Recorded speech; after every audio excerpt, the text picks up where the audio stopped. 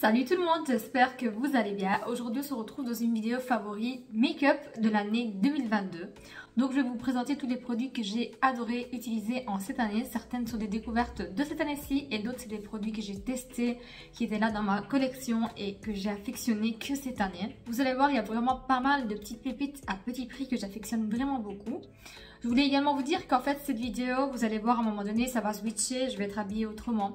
En montant la vidéo et en faisant le transfert de mes fichiers, en fait j'ai perdu la première partie de la vidéo qui est celle-ci, donc ça va aller jusqu'au fond de teint et ensuite ça va reprendre avec la vidéo que j'avais tournée en premier, donc ça va être très court le moment où je vais être comme ceci.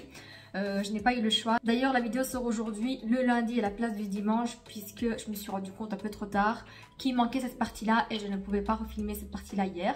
Donc je vais faire un rush aujourd'hui, vite filmer, monter et vous mettre tout ça en ligne. Sans trop tarder et sans perdre trop de temps pour ne pas avoir trop de montage à faire et vous sortir ça au plus vite, je vais vous parler des 3 premiers produits qui manquent alors dans la vidéo de juste après. Donc le premier produit qui est dans mes favoris en cette année 2022, c'est une base. J'ai enfin trouvé une base pour le teint qui me correspond tout à fait. Et c'est la Photo Ready de chez Revlon, qui est juste une pépite. Franchement, vous voyez bien comment je l'ai descendue. C'est très rare que j'utilise une base autant. Elle fait super bien son job, elle matifie, elle unifie les pores. Ça c'est terrible. Elle vient vraiment gommer comme si c'était une gomme l'apparence des pores. C'est vraiment bien fait. Je l'applique même quand je ne mets pas de fond de teint. Donc ça vient vraiment donner un aspect de lisse. Je mets juste un petit peu de base et un peu de poudre et ça fait vraiment largement l'affaire.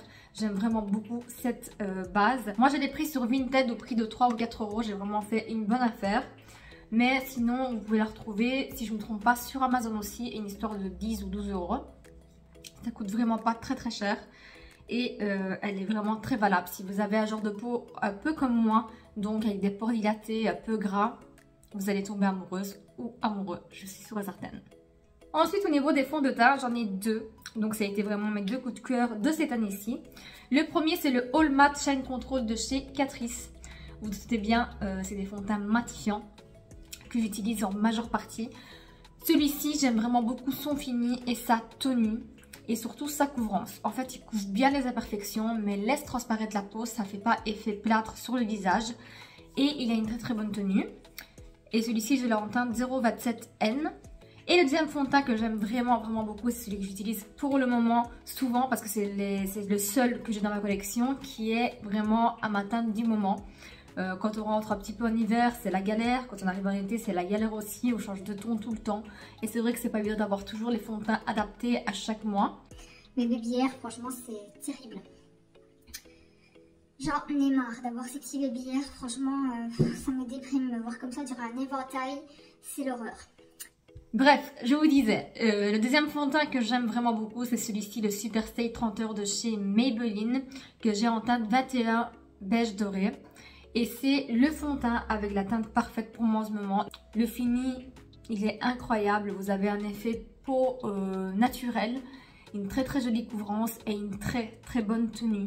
Je sais pas vous dire s'il tient 30 heures, mais en tout cas, il a une très bonne tenue. J'avais acheté aussi le concealer de la même gamme. Mais le problème, c'est qu'à mon avis, il contenait du parfum ou de l'alcool. Et quand je l'applique, ça me pique les yeux. Tout le long que je l'ai sur mon contour des yeux, ça me fait pleurer. Donc je l'utilise plus. Mais le fini est vraiment très beau et du coup je l'utilise juste sur le visage pour venir corriger quelques imperfections. Mais c'est vraiment dommage parce que c'était vraiment un très bon concealer. Mais du coup le fond de teint, ça me fait pas d'effet bizarre, donc il n'y a pas d'effet picotement, ça me brûle pas. Donc voilà, c'est vraiment mon best de l'année avec celui-ci. Et comme je vous dis, on reste vraiment sur des petits prix. Donc ça vaut vachement le coup. Désolée, nous avons été coupés et en attendant, j'ai nettoyé tout le capuchon ici parce que c'était vraiment dégueulasse. Donc je vous disais, j'allais vous dire que en fait le seul point négatif c'est vraiment l'embout. Ça reste pas propre, donc je suis obligée de venir le nettoyer très souvent.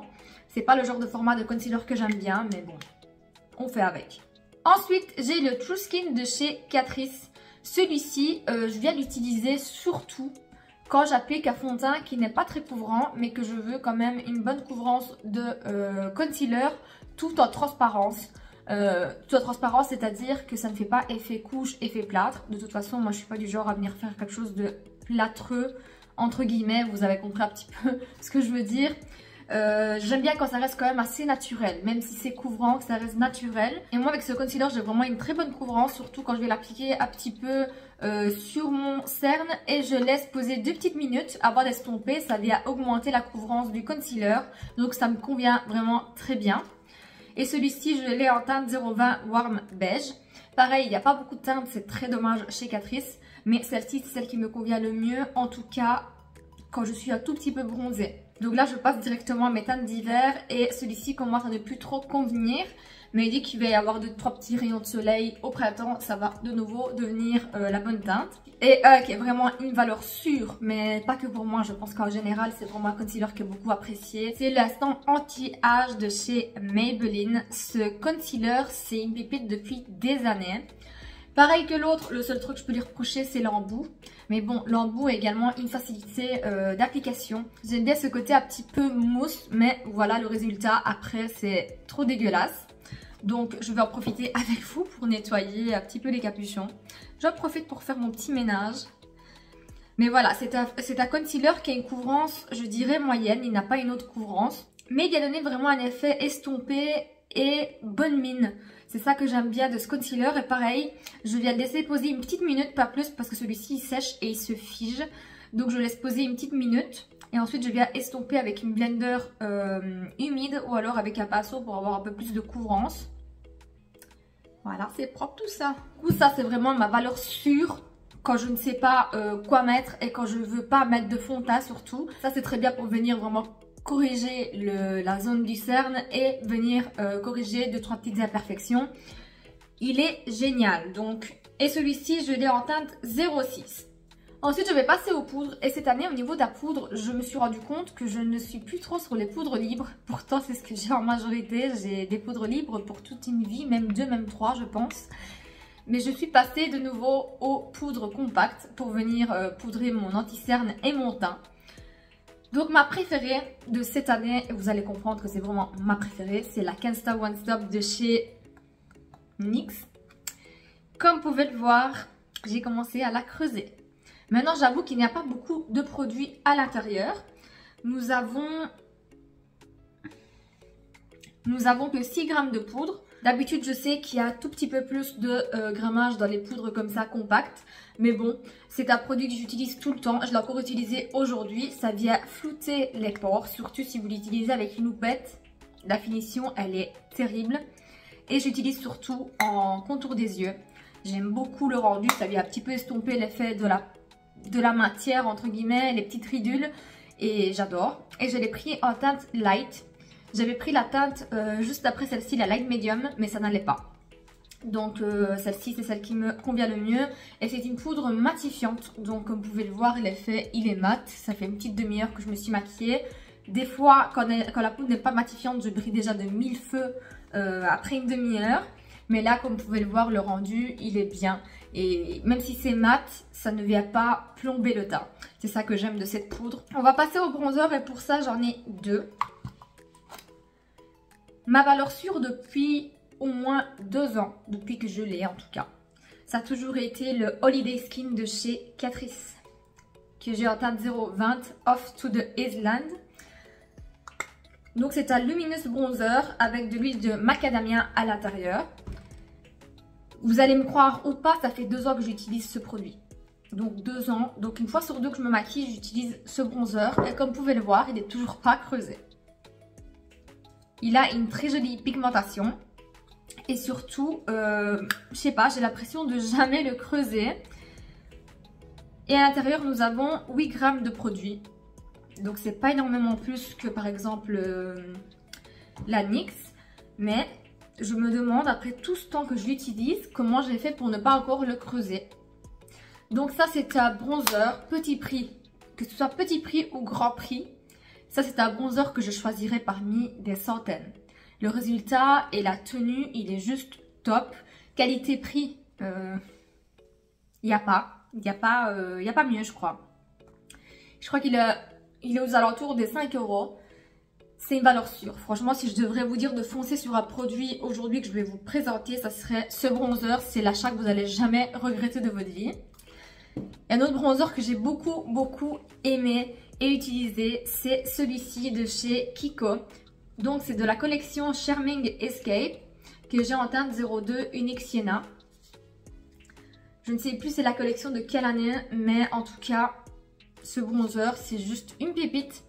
Ce qui est bien de ce bronzer, c'est que quand vous l'appliquez, vous avez un effet un peu crème sur le visage. Vous n'avez pas l'impression d'avoir appliqué une poudre. C'est pareil pour le Catrice. On a vraiment un effet très naturel, très fondu. Il ne faut pas le travailler beaucoup.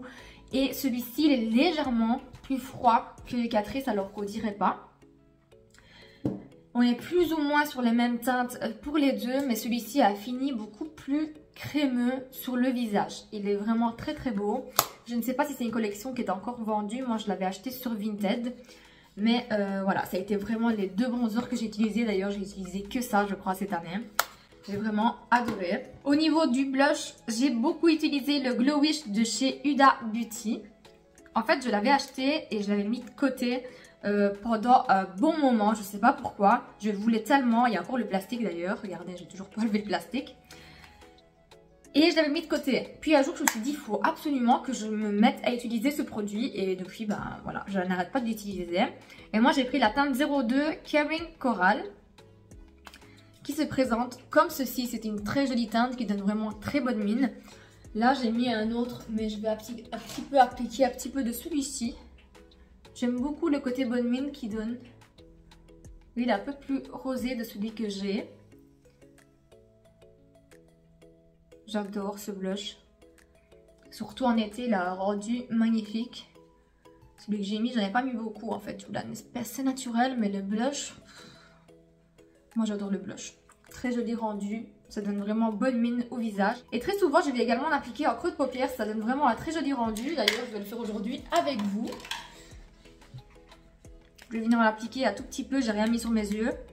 En fait, je vais tourner une vidéo make-up de Noël juste après. Je me suis dit, on va éviter de faire des gros make-up juste avant. On va faire un truc tout simple. Mais bon, on va l'embellir avec vous. Donc, un blush en creux de paupières, ça fait vraiment toute la différence. J'en mets pas beaucoup parce que je veux pas que ça fasse effet couleur. Je veux que ça fasse vraiment très naturel. Et j'estompe vers l'extérieur. Donc vous voyez l'effet de l'œil un peu plus réveillé. Maintenant ça dépend si vous aimez. Vous pouvez remonter un tout petit peu pour qu'on le voit un peu plus. Comme ceci. Donc c'est pas flagrant. Mais ça donne un aspect un peu plus bonne mine. Meilleure santé au niveau des yeux.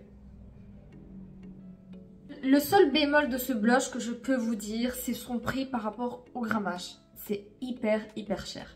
Nous avons que 2,5 grammes de produit à l'intérieur, donc c'est très peu. Des fois, c'est vraiment la taille d'un fard à paupières. Donc c'est très peu. Et on est aux alentours du prix de 30 € pour ce blush. Donc c'est très cher qualité-prix. Mais voilà, si vous aimez Huda Beauty, vous êtes collectionneuse, bah... Voilà, moi je me dis j'ai beaucoup de blush, donc ça me sert à rien d'avoir toujours des grands formats, des grands blushs avec plein de grammage à l'intérieur. Mais pour vous, si vous voulez vous le procurer, vous ne voulez pas vous ruiner, bah, c'est pas le blush que je vous conseillerais. D'ailleurs, si vous voulez un peu cet aspect de glowish, je vais vous prendre un autre blush à petit prix qui lui ressemble fortement. Nous avons le Cheeky Lover de chez Catrice. Franchement, ce blush, il est juste incroyable et ressemble très fort au Glow Wish. Donc, si vous voulez quelque chose qui ressemble et qui donne bonne mine comme ça, je vous conseille vraiment 1000% celui-là. Moi, c'était Greg qui me l'avait fait découvrir et j'ai vraiment adoré ce blush en été. C'est vraiment une pépite. Il vous a une bonne mine. Vous avez un aspect assez lumineux. J'adore ce blush. Niveau qualité, on est sur la même chose. Et niveau qualité-prix... Celui-ci convient vachement mieux et nous avons à l'intérieur 9 grammes, donc c'est énorme. Donc 2,5 grammes contre 9 grammes, il n'y a pas à réfléchir, voilà. Ensuite au niveau de la lighter, cette année j'ai beaucoup utilisé celui-ci de chez Kiko, qui est de la collection de Noël de l'année dernière. Le packaging il est juste trop beau. Et la lighter, pareil, il a vraiment un aspect très naturel. Je vais l'appliquer également avec vous. J'ai essayé de me garder quelques petites pépites pour tester avec vous. Je sais pas pourquoi chaque fois les highlighters et tout ça donne pas pareil en caméra ou en vrai. C'est un aspect assez naturel celui-ci, c'est pas quelque chose qui va vous prendre aux yeux. Mais surtout avec de la lumière naturelle à l'extérieur, c'est juste une pépite. Ouais non, ici ça donne pas grand chose. Oh, ça m'énerve. Mais non, comme ça donne vraiment pas grand chose. Je dirais que je n'applique pas du produit à la caméra. Pourquoi? Je sais qu'il est naturel, mais on le voit quand même.